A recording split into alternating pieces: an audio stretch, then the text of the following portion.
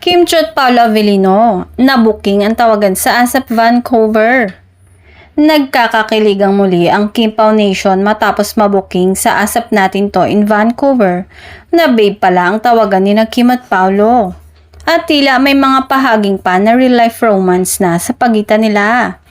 Sa isang viral fan video mula sa concert, maririnig si Kim na tinatawag si Paolo ng babe habang nagkakatuwaan sa stage.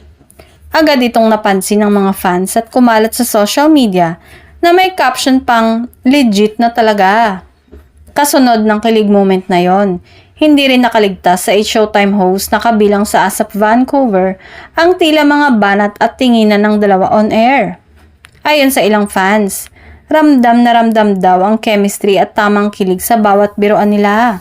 Parang may hindi na lang sa work kundi may something deeper na idinadaan sa stage performance ng dalawa. Ang dami ng clue. From Lin lang pa lang to Secretary Kim. Tapos ngayon confirm na may babe moment. Komento ng isang netizen. Matatanda ang madalas ding biruin ng Showtime family si Kim tungkol kay Paolo.